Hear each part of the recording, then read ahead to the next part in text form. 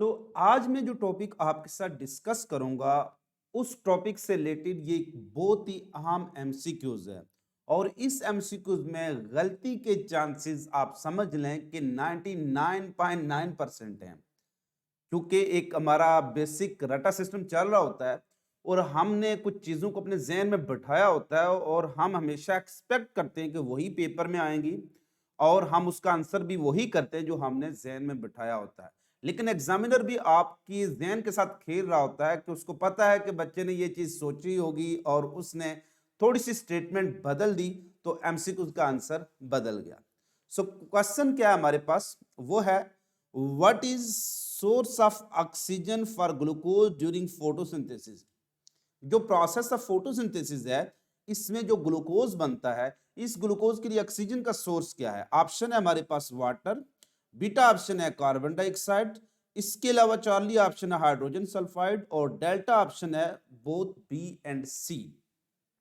इसके अलावा ये क्वेश्चन बहुत डिफरेंट स्टाइल से स्टेटमेंट चेंज करके भी पूछा जा सकता है। जैसे what is source of proton in electron in process of photosynthesis in bacteria, या bacteria use dash as a source of proton and electron.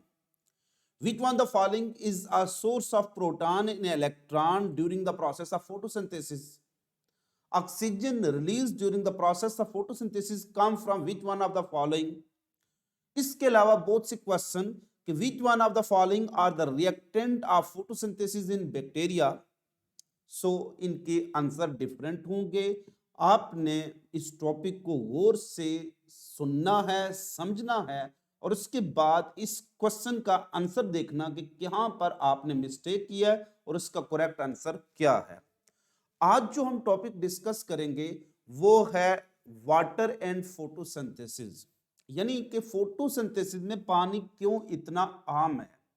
और ये प्लांट है जो सूरज की एनर्जी यानी सनलाइट इस्तेमाल कर रहा है और इस सनलाइट को वो यूज करता है और साथ ही वो पानी जमीन से एब्जॉर्ब कर रहा है और कार्बन डाइऑक्साइड वो हवा से ले रहा है और उसके नतीजे में वो मेन प्रोडक्ट अपना क्या बनाता है, वो ग्लूकोज बनाता है। That is the main product of photosynthesis.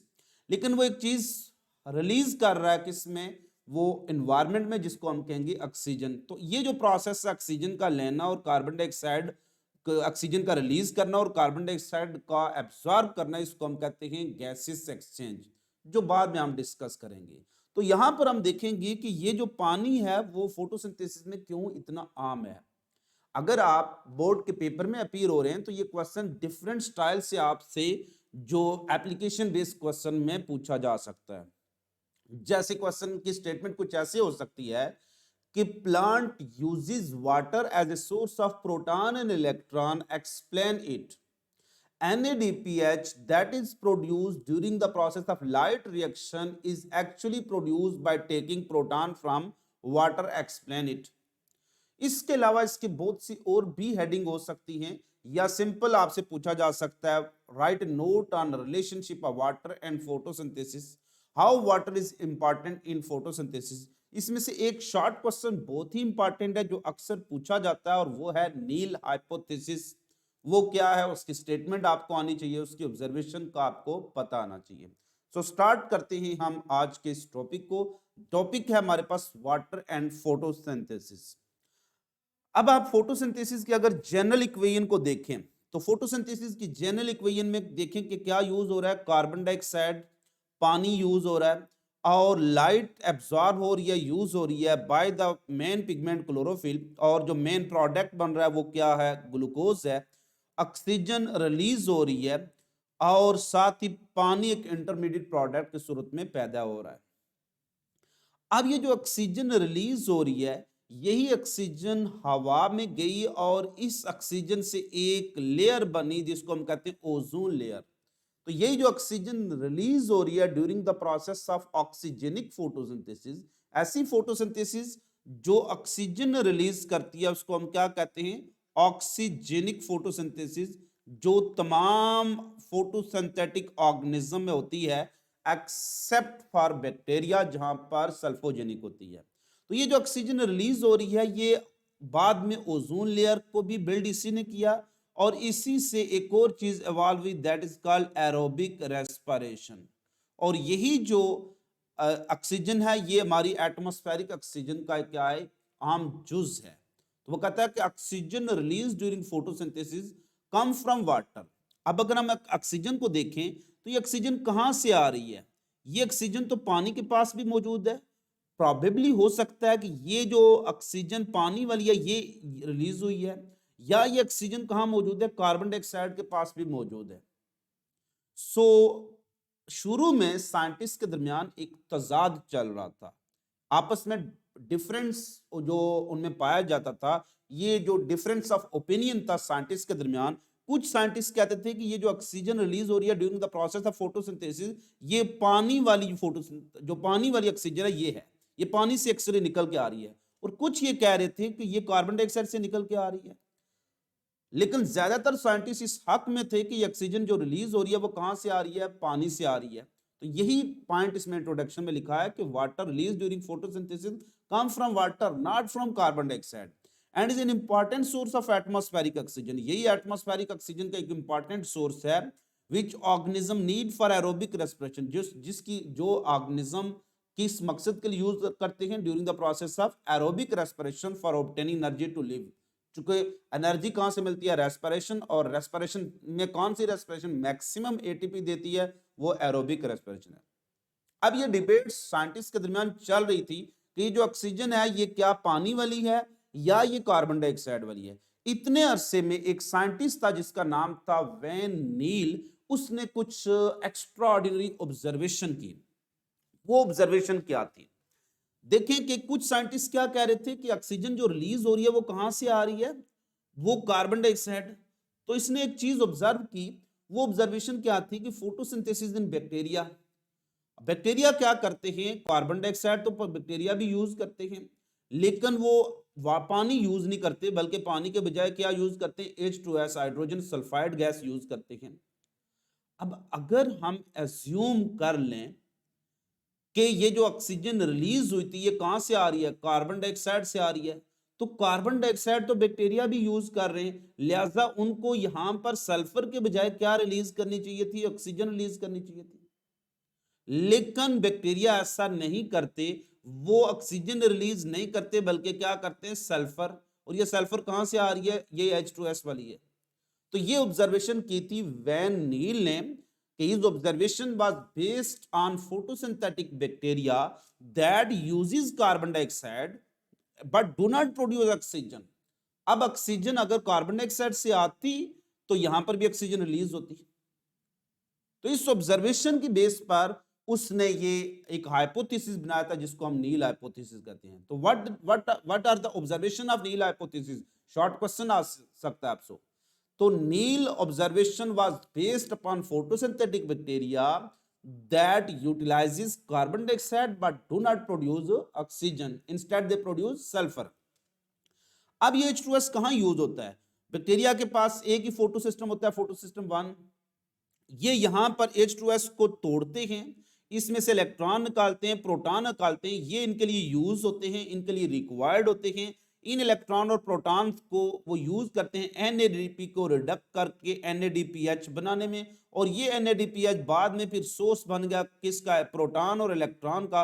और इसके प्रोटॉन इलेक्ट्रॉन किस में यूज होंगे? कार्बन डाइऑक्साइड में। और ये कार्बन डाइऑक्साइड से क्या बन जाएगा? ग्लूकोज, इसकी रिडक्शन करके। जबकि इलेक्ट्रॉन की कुछ एनर्जी ATP बनाने में यूज होती, और यही ATP बाद में यूज होगी किसमें? ग्लूकोज को बनाने में। तो ये ऑब्जर्वेशन थी किसकी? नील हाइपोथेसिस की। इस ऑब्जर्वेशन की बेस पर उसने एक हाइपोथेसिस दे दिया जिसको हम कहते हैं नील हाइपोथेसिस। उसकी स्टेटमेंट क्या थी कि जैसे बैक्टीरिया स्प्लिट करते हैं किसको? H2S को। बैक्टीरिया किसको स्प्लिट कर रहे थे? H2S को। और इससे हासिल क्या कर रहे थे? वो प्रोटॉन और इलेक्ट्रॉन ही हासिल कर रहे थे, और साथ ही रिलीज क्या कर रहे थे? वो सल्फर रिलीज कर रहे थे। लेकिन इसने कहा कि चूंकि प्लांट जो फोटोसिंथेसिस करते हैं वो यूज क्या करते हैं? वाटर।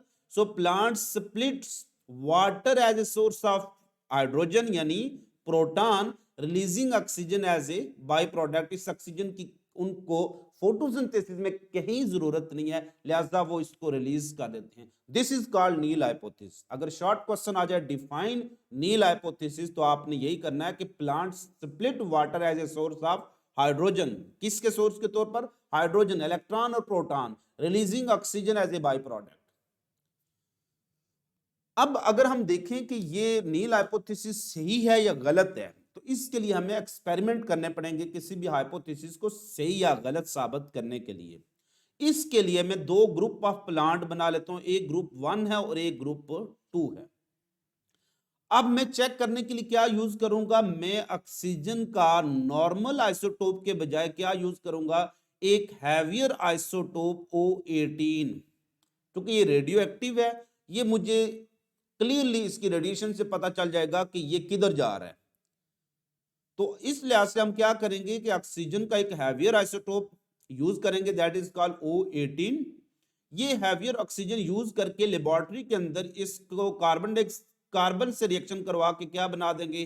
Carbon dioxide. और इसको हाइड्रोजन से रिएक्शन करने के बाद हम क्या बना देंगे? वाटर। ऐसा वाटर जिसमें हैवियर आइसोटोप है उसको कहेंगे जो हैवी वाटर आप कह सकते हैं इसको, दैट कंटेन हैवी जो आइसोटोप। हैवी क्यों? इसमें नॉर्मल ऑक्सीजन का एटॉमिक वेट कितना होता है? 16, और इसका कितना? 18।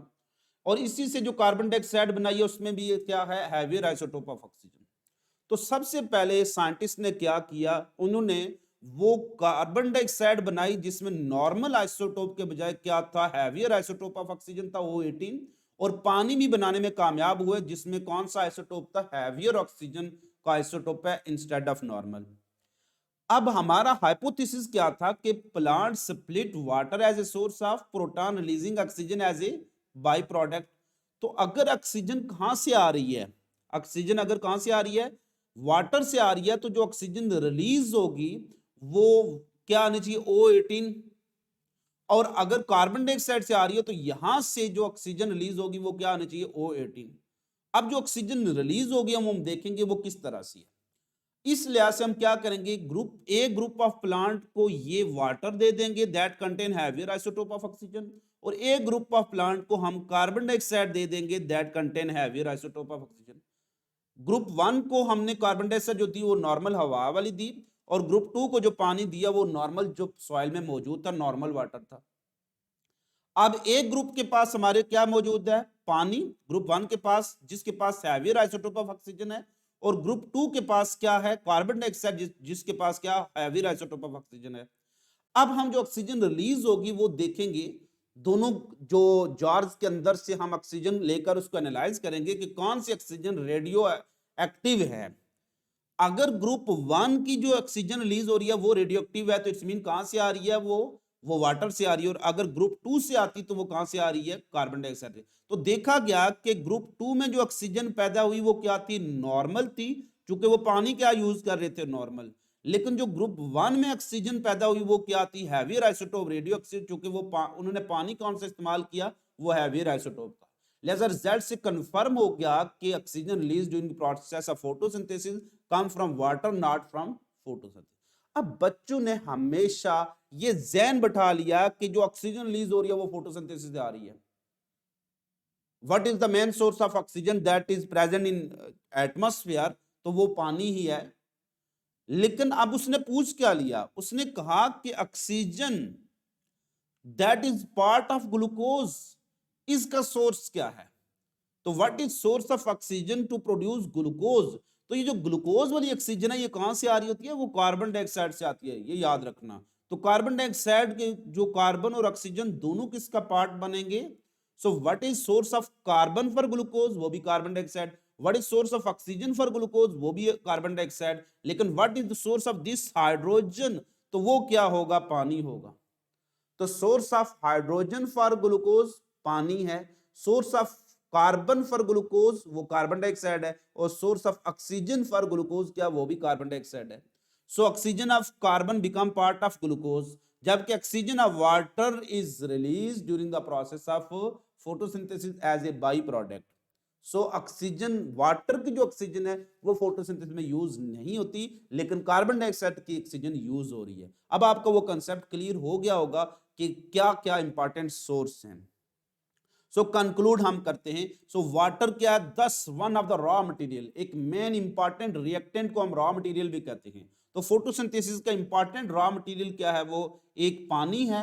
और पानी में से क्या निकाला जाएगा? पानी में से प्रोटॉन निकाले जाएंगे, इलेक्ट्रॉन निकाले जाएंगे, और इन दोनों को किसके साथ कंबाइन किया जाएगा? कार्बन डाइऑक्साइड से, और क्या बना देगा? ग्लूकोज। सो दिस वाटर जो है it is important source of proton electron, जबकि अदर जो रॉ मटेरियल क्या, वो कार्बन डाइऑक्साइड है। Hydrogen produce by splitting of water, ये जो हाइड्रोजन और इलेक्ट्रॉन है ये पहले किस में यूज हो जाते हैं? ये NADP प्लस और प्लस H पॉजिटिव, इससे क्या बन जाता है? NADPH बनता है। और ये जो NADPH2 है ये फिर सोर्स ऑफ प्रोटॉन इलेक्ट्रॉन बन जाता है, जो कि बाद में यूज होगा कैल्विन साइकिल, और जिसमें कार्बन डाइऑक्साइड को रिड्यूस करके क्या बनाया जाएगा? ग्लूकोज बनाया जाएगा। सो NADPH चूंकि बाद में क्या किस चीज का सोर्स होगा? प्रोटॉन और इलेक्ट्रॉन का। So it is a reducing power, जो चीज प्रोटॉन और इलेक्ट्रॉन दे सकती है उसको कहते हैं reducing power, which along with ATP, जो कि ATP कब प्रोड्यूस होगी? जब इलेक्ट्रॉन हाई से लो की तरफ जाएंगे। तो ये इज यूज कहाँ होगी? During the light reaction. जो NADPH और ATP पैदा कहाँ होंगे? ये लाइट रिएक्शन में पैदा होंगे, और ये बाद में यूज होंगे ताकि रिड्यूस किसको करें? Carbon dioxide to form sugar during the dark reaction. तो लाइट के दो बड़े रिएक्शन पड़ेंगे। अब इसको मैं ज्यादा डिटेल में यहाँ पर आपको डिस्कस कर रहा हूँ कि ये जो हमारे पास मेन इंपॉर्टेंट रिएक्टेंट की लिस्ट में से लाइट थी, ये लाइट यूज होती है किसके ऊपर? ये ग्रेना के ऊपर यूज होती है। यहाँ पर डिफरेंट फोटोसिंथेटिक पिगमेंट होते हैं, क्लोरोफिल होता है, इस लाइट को एब्जॉर्ब करते हैं, और क्लोरोफिल इसको कन्वर्ट कर देता है इनटू केमिकल एनर्जी।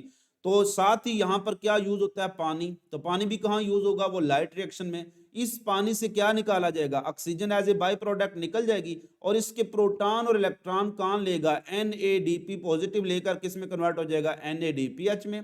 और इलेक्ट्रॉन की एनर्जी जो होगी वो ADP प्लस इनऑर्गेनिक फास्फेट को जोड़कर क्या बन जाएगी? ATP। ये दोनों मेन प्रोडक्ट हैं लाइट रिएक्शन के, जो इंटर हो जाएंगे स्ट्रोमा के अंदर, और वहां पर चलेगा कैल्विन साइकिल, और जो कार्बन डाइऑक्साइड को यूज करेगा तो सोर्स ऑफ प्रोटॉन इलेक्ट्रॉन अब क्या बनेगा? NADPH, और इससे क्या बन जाएगा? शुगर बन जाएगा। इससे याद रखना कि what is source of proton and electron during the process of photosynthesis? वो वाटर होगा। ड्यूरिंग लाइट रिएक्शन वो वाटर होगा। What is the final acceptor of electron and proton in light reaction? तो वो क्या होगा? NADPH होगा। लेकिन what is source of electron and proton in Calvin cycle? तो फिर NADPH होगा। और what is the final acceptor of electron and proton in photosynthesis? तो वो क्या होगा? शुगर होगा। उम्मीद करता हूं आज का जो टॉपिक है आपके लिए बहुत ज्यादा हेल्पफुल साबित हुआ होगा। एक चीज का हमेशा ख्याल रखें कि आप जब दूसरों का फायदा करेंगे तो अल्लाह भी आपका फायदा करेगा। हमेशा देखें कि आप दूसरों के साथ बेहतर सलूक करेंगे तो कहीं ना कहीं आपके लिए भी सोर्स बन जाएगा। तो ये वीडियो लेक्चर्स जारी करने का मेरा बुनियादी मकसद क्या है? उन बच्चों तक ये वीडियो पहुंचाना जो कि बहुत ज्यादा कॉस्टली एजुकेशन को अफोर्ड नहीं कर सकते। मुझे पता है अकेडमीज की फीस बहुत ज्यादा होती है। 10-10 हजार रुपए देकर आप अगर लेक्चर ले रहे हैं और फिर वो एक बार लेक्चर दूसरी बार नहीं मिलेगा, तो ये वीडियो लेक्चर आपके पास मौजूद है। कहीं भी किसी भी जगह पर पाकिस्तान के किसी कोने में बैठकर आप ये वीडियो लेक्चर सुन सकते हैं। तो ये मेरा मिशन है कि तालीम आपकी दहलीज पर।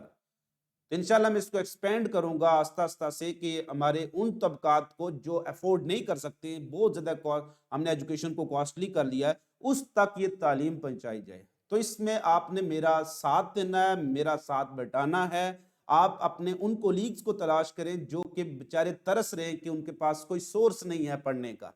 तो उनको ये वीडियो लेक्चर शेयर कर दें, उनके साथ लिंक शेयर कर दें, उन तमाम दोस्तों तक पहुंचाएं जो कि कॉस्टली एजुकेशन को अफोर्ड नहीं कर सकते। मैं बहुत से गरीब स्टूडेंट्स को देखता हूं, बेचारे वो अफोर्ड नहीं कर पा रहे होते बहुत अच्छी एकेडमीज, उनके पास अच्छे इंस्ट्रक्टर की जो रिसोर्स नहीं पहुंच पा रहा होता, और उनका फ्यूचर जो है वो तबाह हो रहा होता है। तो मेरी दुआ ये है कि हमारी इस वीडियो की मदद से किसी के गरीब बच्चे का फायदा हो जाए, और यही मेरे दिल का सुकून होगा। बाकी खुदा गवाह है कि इन वीडियो लेक्चर से मेरा कोई और मकसद नहीं है। वो खुदा की जात है, वो सिला दे या ना दे, आपसे सिला सिर्फ मैं यही मांगूंगा कि आप दूसरे लोगों की हेल्प करें, उन गरीब स्टूडेंट्स की हेल्प ज़रूर करें, जो बेचारे हैवी एजुकेशन, जो बहुत कॉस्टली एजुकेशन है, वो अफ़ोर्ड नहीं कर सकते, अकेडमीज़ में नहीं जा सकते, तो घर बैठकर वो तैयारी कर लें। किसी गरीब का भला हो गया, समझ लें कि उस एरिये का भला हो गया, पाकिस्तान का भला हो गया। पाकिस्तान ज़िंदाबाद।